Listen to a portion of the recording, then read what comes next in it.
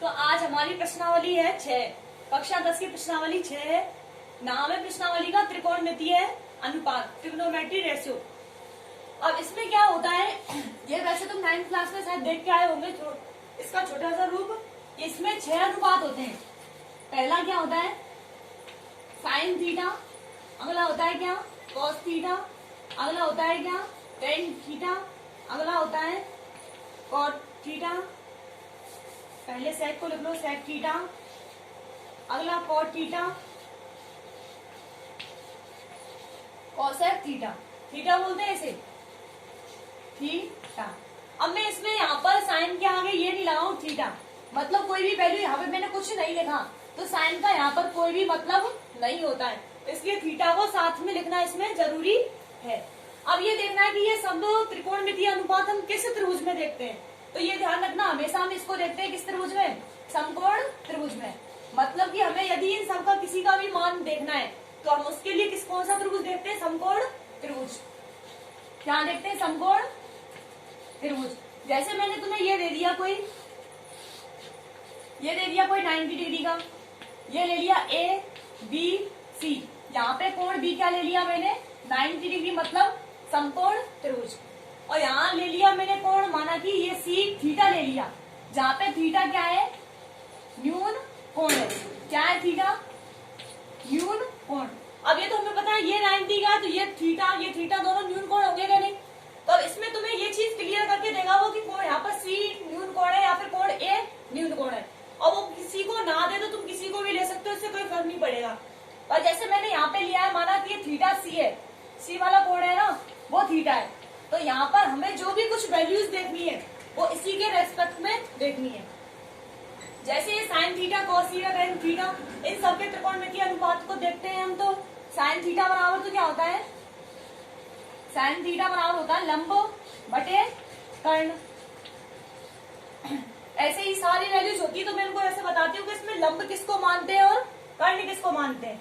तो ये ध्यान रखना कि जो भी तुम्हारा 90 दे रखा है ना, उसके सम्मुख भुजा को तो हमेशा ही क्या माना जाता है, कर्ण माना जाता है।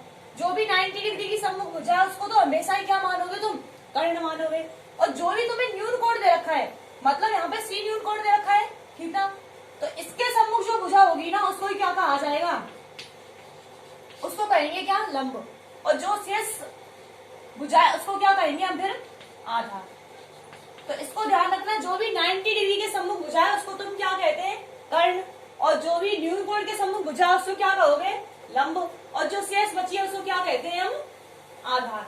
तो ऐसे ही अब इसमें मैं बताऊं तुम्हें कि यहाँ पे हमने कोण बी तो 90 लिया है और सी क्या लिया है, न्यून कोण। तो यहाँ पे कर्ण का मान तो कितना है, कर्ण बराबर है AC। और लंब क्या है, लंब है AB।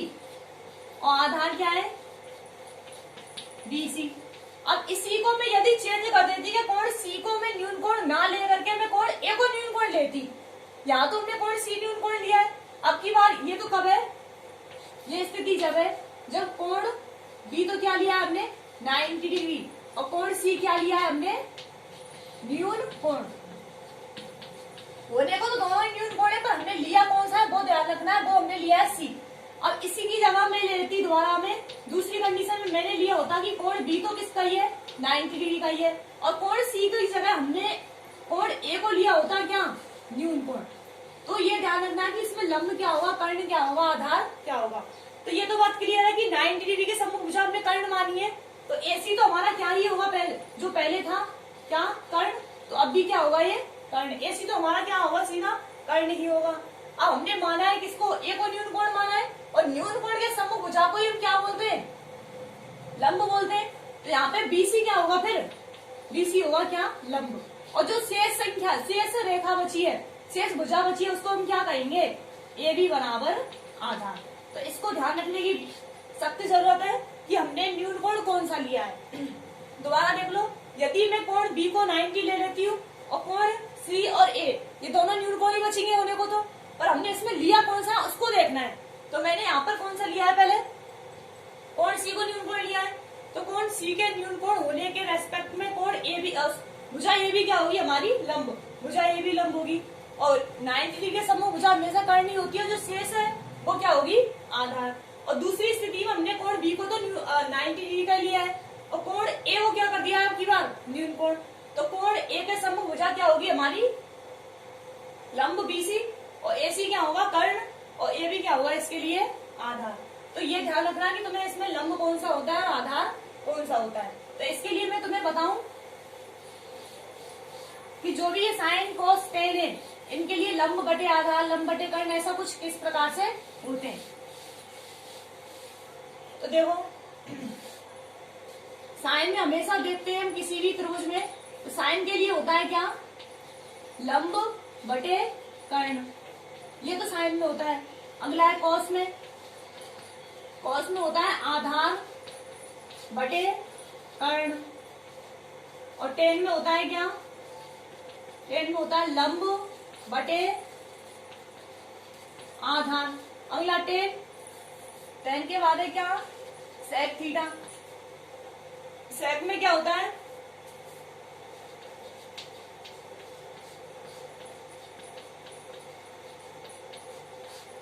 अगला है कॉट, कॉट में क्या होता है आधार बटे लंब। अगला है हमारा कॉसेक, कॉसेक होता है क्या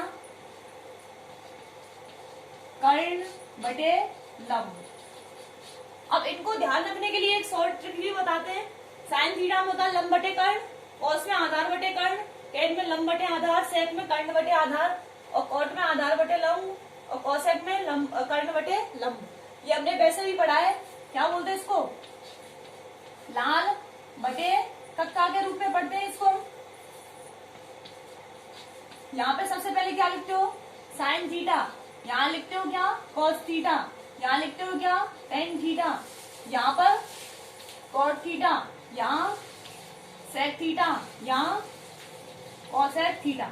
अब इसकी एल क्या है यहाँ पर लंब, और के क्या है यहाँ कर्ण, और ए क्या है यहाँ पर आधार। एल तो क्या है यहाँ पर लंब, और के क्या है कर्ण, ए क्या है यहाँ पर आधार। अब देखो साइन है तो साइन में क्या है लंब बटे कर्ण, तो देखो साइन में क्या लिखा आपने लंब बटे कर्ण, और कॉस है कॉस में क्या है आधार बटे कर्ण, कॉस में आधार बटे कर्ण, टेन में क्या है लंब बटे आधार, टेन में लंब बटे आधार। अगर कॉट है कॉट में उल्टा लेके चलना है आधार बटे लंब, तो कॉट में आधार बटे लंब। सेक में क्या कर्ण बटे आधार, कर्ण बटे आधार, और कॉसेक में क्या है कर्ण बटे लंब, कर्ण बटे लंब। तो इसकी सहायता से तुम इनको याद रख सकते हो। ये ध्यान रखना है तुम्हें लाल बटे कक्का, और इनका क्रम ध्यान रखना पहले साइन फिर कॉस फिर टेन फिर कॉट फिर सेक फिर कॉसेक। तो इसी की सहायता से तुम्हें कुछ क्वेश्चन बताती हूँ मैं। जैसे मैंने क्वेश्चन लिया है तुम्हें, यदि 5 साइन थीटा बराबर 4 है तो इसके अन्य त्रिकोणमितीय अनुपातों को बताओ। तो इसमें अन्य त्रिकोणमितीय अनुपात हमारे कौन कौन से बचे हैं, साइन तुम्हें दे रखा है तो अगले कौन से हो गए कॉस टेन सेक कोसेक, ये सारे हो गए। तो इनको निकालना है, तो इनको कैसे निकालते हैं वो देखो। यदि 5 साइन थीटा बराबर 4 है तो इसको हम क्या लिख सकते हैं साइन थीटा बराबर 5 को दे सकती हूँ मैं उधर, तो ये कितना हो जाएगा 4/5। अब हमें देखना है कि ये साइन थीटा है, तो साइन थीटा में क्या होता है साइन थीटा में लंब बटे कर्ण, मतलब कि ऊपर वाला तो क्या होगा लंब और नीचे वाला क्या होगा कर्ण। तो यहाँ से हम क्या बोल सकते हैं कि लंब का मान तो कितना है लंब बराबर 4 है, और कर्ण बराबर कितना है 5। अब हमें लंब दे रखा है कर्ण दे रखा है, यदि हमें कॉस का मान चाहिए टेन का मान चाहिए तो इसमें आधार भी होना चाहिए। तो इन दोनों की सहायता से हम आधार को निकाल सकते हैं, और वो हमने पढ़ा है किससे पाइथागोरस थ्योरम पढ़ी है। क्योंकि ये किसी भी त्रिकोणमितीय अनुपात को देखना होता है तो वो 90 डिग्री वाले त्रिभुज में देखते हैं, समकोण त्रिभुज में देखते हैं, और समकोण त्रिभुज में ही हम किसको लगाते हैं पाइथागोरस थ्योरम को लगाते हैं। और पाइथागोरस थ्योरम होती क्या है पाइथागोरस प्रमेय, ये किसी भी 90 डिग्री के त्रिभुज में लगाते हैं। वो होती है क्या कर्ण का स्क्वायर बराबर आधार स्क्वायर प्लस लंब स्क्वायर। अब इसमें दो वैल्यूज तुम्हें देगा वो, और तीसरी वैल्यू को निकालनी पड़ेगी। यहाँ पे कर्ण का मान कितना है 5, तो 5 का स्क्वायर, और आधार का मान हमें वो पूछ रहा है तो आधार स्क्वायर, और लंब का मान कितना है 4 का स्क्वायर। ये कितना हो जाएगा 25 बराबर आधार का स्क्वायर और प्लस 16। अब 16 को उधर लेके आओगे तो किसका हो जाएगा माइनस का, तो 25 माइनस 16 बराबर आधार का स्क्वायर, और ये बचेगा 9 बराबर आधार स्क्वायर। तो आधार का मान कितना आएगा, यहाँ से 3 आ जाएगा। तो आधार का मान कितना निकल चुका है हमारे लिए, 3। तो आधार बराबर 3। अब ये पूछा इसके अन्य त्रिकोणमितीय अनुपात बताओ। तो साइन तो हमारा क्या दे रखा है, 4/5। अगला होता है हमारा क्या, कॉस थीटा। और कॉस में हमने अभी अभी क्या पढ़ा है, कॉस थीटा बराबर आधार बटे कर्ण। क्या होता है, आधार बटे कर्ण। और हमें तीनों मान प्राप्त हो चुके हैं। आधार का मान कितना है, 3, और कर्ण का मान कितना है, 5।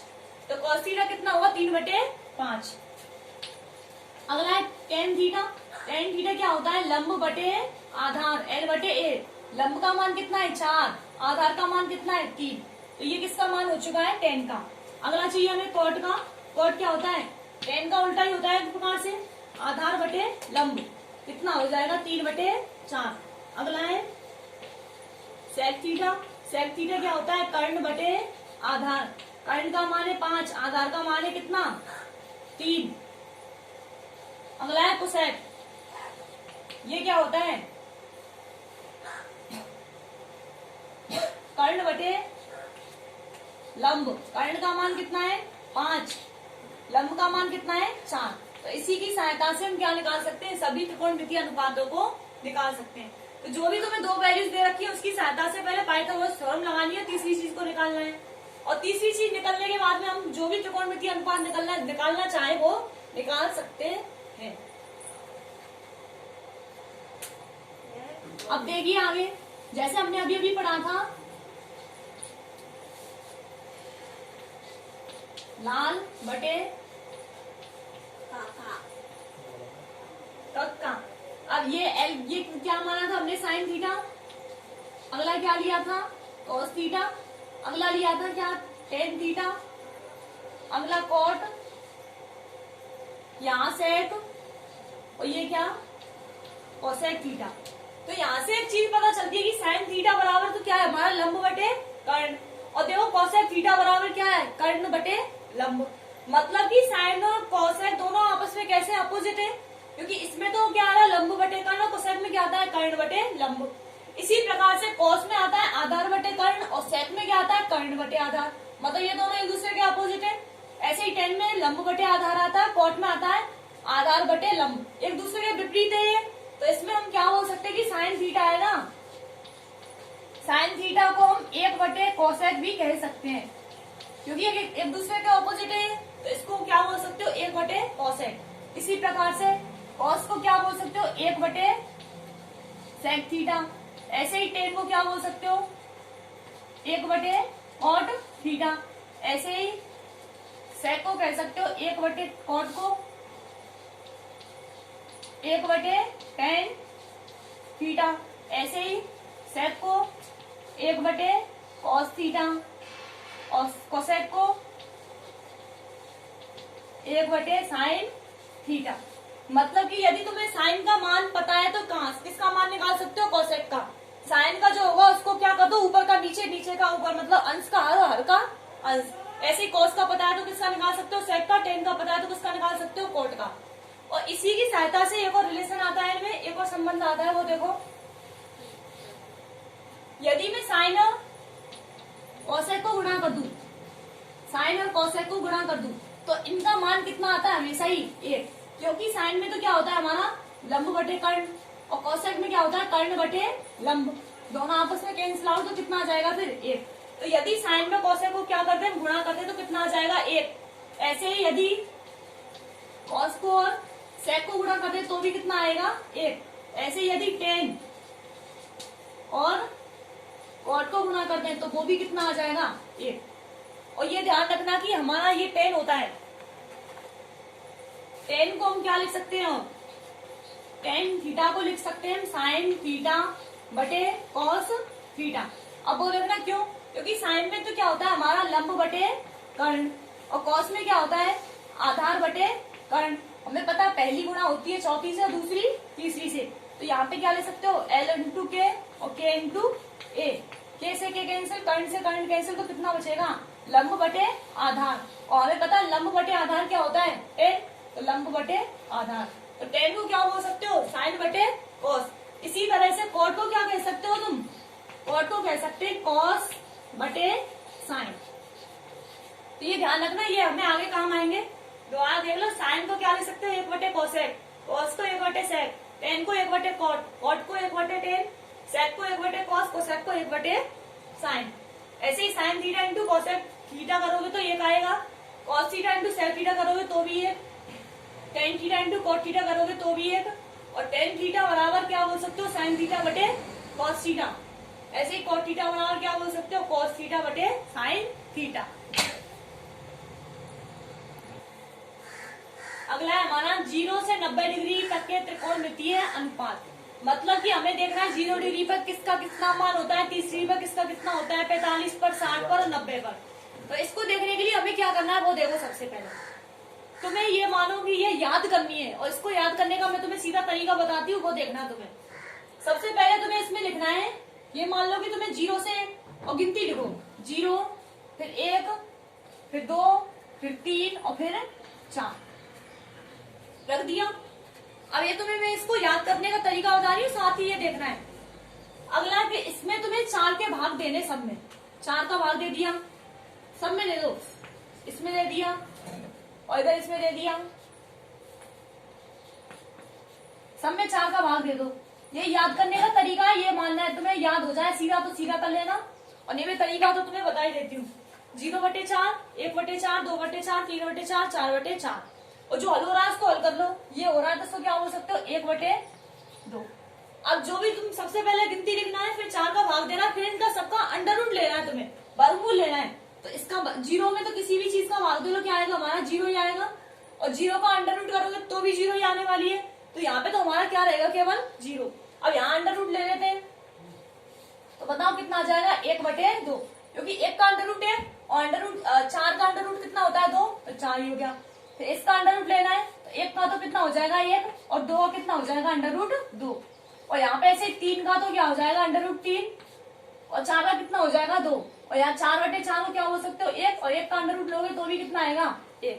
मतलब कि हमारे साइन 0 डिग्री का मान कोई तुमसे पूछे तो कितना आएगा 0 आएगा, और इसका कितना आएगा 1/2 आएगा, इसका आएगा 1/√2, इसका अंडर रूट 3/2, उसका 1। दोबारा देख लो, इसको याद करने का तरीका है, ये मान लो, या फिर तुम याद कर सकते हो तो वैसे देख लेना। साइन थीटा सबसे पहले तुम्हें गिनती लिखना है, 0 1 2 3। दोबारा बता देती हूँ, देखो इसको,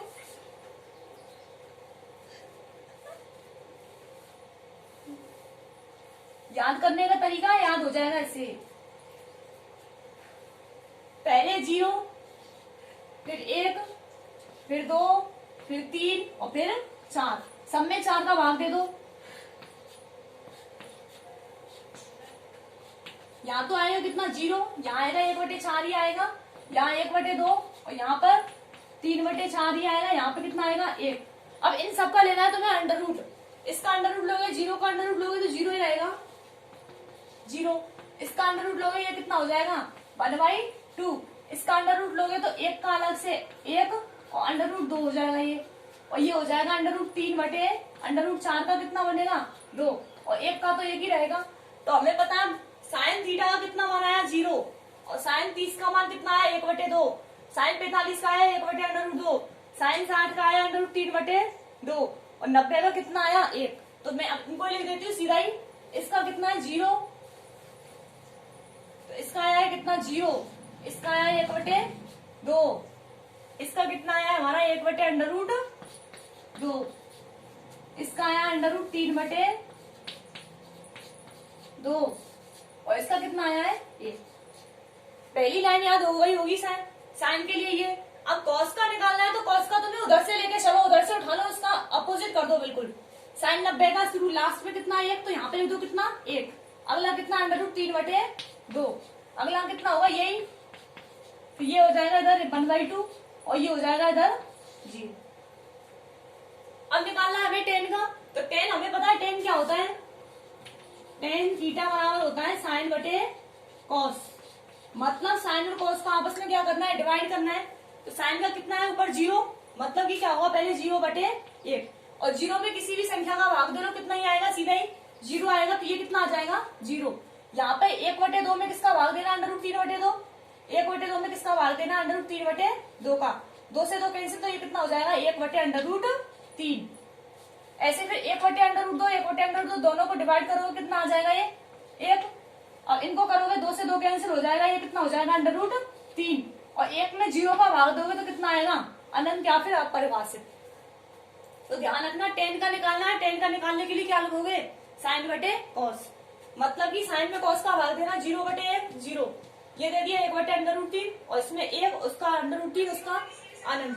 अब यहाँ पे निकालना है cot, तो cot के लिए फिर इसका उल्टा कर दो, पहले कितना आ जाएगा अनंत, फिर आएगा कितना √3, फिर आएगा 1, फिर 1/√3 और फिर कितना आएगा 0। अब निकालना है किसका हमें sec का, और sec हमें पता है sec क्या होता है, sec थीटा बराबर होता है 1/cos थीटा, मतलब कि cos थीटा का क्या कर देना है उल्टा, जो भी तुम्हारा cos है उसका उल्टा करते चलो। cos में पहला मान कितना है 1 और 1 का उल्टा तो 1 ही रहता है 1/1, तो कितना आ जाएगा ये केवल 1 आएगा। अब ऐसे इसका उल्टा करना है, मतलब अंश को बनाना है, हर को बनाना है क्या अंश, तो इसका कितना हो जाएगा 2/√3, इसका कितना हो जाएगा √2, इसका हो जाएगा 0। और इसका उल्टा करना है 0 का, तो 0 का उल्टा क्या बोलोगे 1/0, मतलब कितना अनंत। अब मुझे ऐसे ही फिर कोसेक का निकालना है, तो कोसेक को यहां लिख दू। कोसेक के लिए क्या हो जाएगा, कोसेक का हो जाएगा हमारा, इसका ही उल्टा करना है, लास्ट में कितना है अनंत, तो पहला हो जाएगा अनंत, अगला कितना है 2, अगला है √2, फिर कितना है 2/√3 और फिर कितना है 1। यही क्या हुआ हमारी श्रेणी, तो इसको तुम्हें याद रखना है, यही हमें बहुत काम आएगी। दोबारा देख लो, साइन का कितना हुआ, साइन 0 का मान 0, साइन 30 का मान 1/√2, तो तुम्हें ऐसे ही वो किसी को भी पूछ सकता है। तो देखो अभी हमने जो सारणी पढ़ी थी उसी की सहायता से इस प्रश्न को हल करना है, तो वो हल कैसे करना है देखो। सबसे पहले जो भी तुम्हें मान ये दे रखे cos 45, sec 30, cosec 30, इनकी वैल्यूज को लिख लो। बताओ पहला cos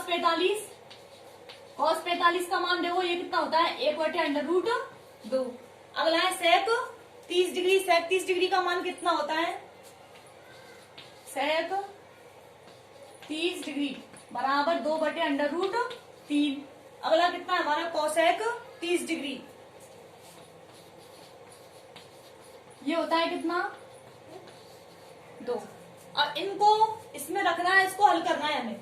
तो देखो cosec 45 1/√2, cosec 30 2/√3, cosec 30 बराबर 2, सारी वैल्यूज को सब पुट कर दो। इसकी जगह कितना रखना है 1/√2 और बटे में कितना है sec 30 कितना है हमारा 2/√3 और प्लस इसका मान कितना है 2।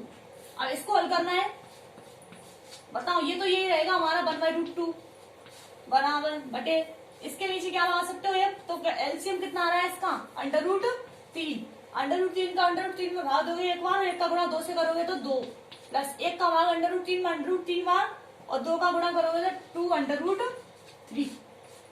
मल्टीप्लाई कर दो, पहली का गुणा चौथी से और दूसरी का तीसरी से, 1 गुणा √3 बटे कितना आएगा √2, 2 प्लस 2/√3। अब यहां से देखो कुछ कॉमन आ रहा है क्या, आ रहा है यहां से √3 बटे √2 पहले से ही है, 2 को कॉमन निकाल दिया तो ये कितना बचेगा फिर 1 प्लस √3। अब ये होता है कि ये तो हमारा क्या है होने को, तो आंसर तुम्हारा यही खत्म है, परंतु नीचे √2 वाली संख्या को हम यहाँ पर छोड़ते नहीं है, तो इसको हटाने के लिए क्या करेंगे हम परिमेयकरण करेंगे, मतलब कि जो नीचे वाली संख्या में √2 फंस रहा है उसको हटाने के लिए ऊपर नीचे क्या करेंगे हम इसका गुणा करेंगे।